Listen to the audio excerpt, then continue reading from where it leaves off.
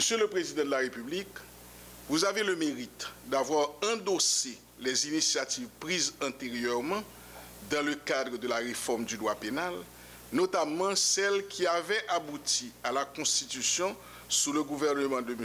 René Préval du groupe de travail animé par le ministre René Magloire. En créant la commission présidentielle pour la réforme de la justice en janvier 2012, vous avez bien compris l'enjeu de la démarche. Au mois de mai 2013, vous avez renouvelé le mandat de la commission en y intégrant d'autres membres, Maître Bernard Gousse, Justin Fièvre et moi-même, venus rejoindre Maître Jean Vandal et Sybille Théarmeuse. Parmi les travaux réalisés, la nouvelle commission a préparé un plan de travail ambitieux et vous a soumis un état des lieux de la justice qui constitue une utile feuille de route dans ce domaine. La Commission a ensuite pris l'initiative de préparer une mise à jour officielle de la Constitution de 1987 amendée. Ainsi, lorsqu'au mois de juin 2013, les avant-projets de code préparés par le groupe Magloire ont été soumis pour son avis à la Commission présidentielle, celle-ci, consciente de l'importance d'une pareille mission, s'est penchée avec ferveur sur ce travail gigantesque et combien exaltant de doter le pays d'un nouveau cadre légal en matière pénale. Excellence, M. Michel Joseph Martelly, président de la République, la Commission présidentielle pour la réforme de la justice est heureuse et fière de vous remettre le texte de l'avant-projet du nouveau Code pénal d'Haïti, ainsi que le document résumant la philosophie et la méthodologie en vertu desquelles cette œuvre a vu le jour. Merci de votre attention.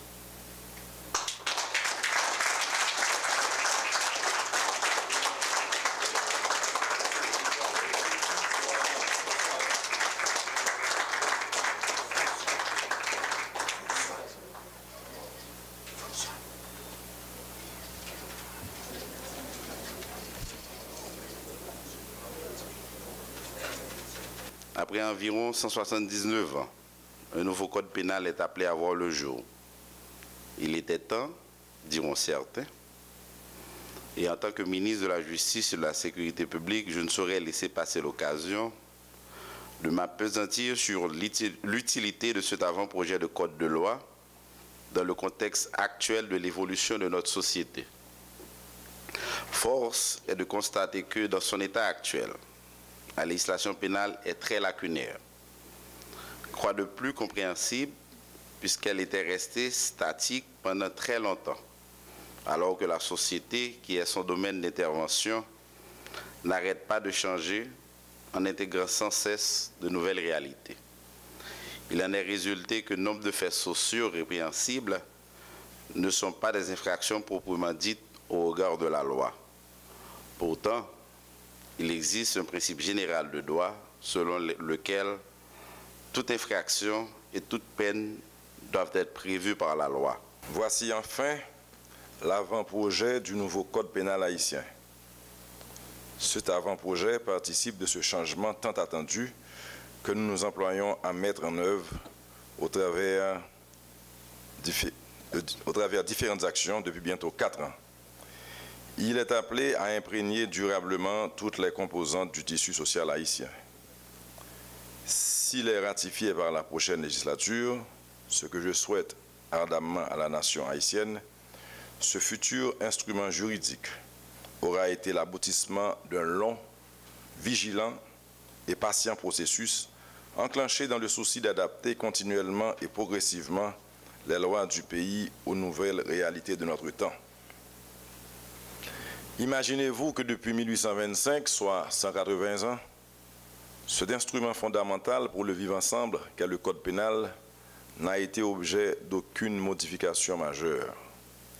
L'une des conséquences de cette forme d'inertie incompréhensible est un certain dysfonctionnement du système judiciaire haïtien du fait de lois répondant de moins en moins aux besoins de la société en matière pénale. Qu'il me soit donc permis de vous rafraîchir un peu la mémoire sur ce laborieux processus. En 1959, on a eu le dernier forum sur la politique pénale en Haïti. Les autorités haïtiennes d'alors avaient jugé opportun de se pencher sur la réalité sociétale en vue de créer un système pénal répondant mieux aux impératifs du moment.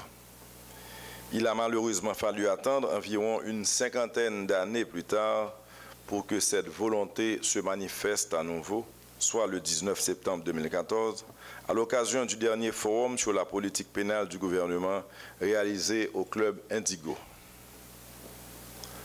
Cette initiative gouvernementale avait immédiatement bénéficié d'une très large adhésion, compte tenu de l'enthousiasme des nombreux participants à cet événement.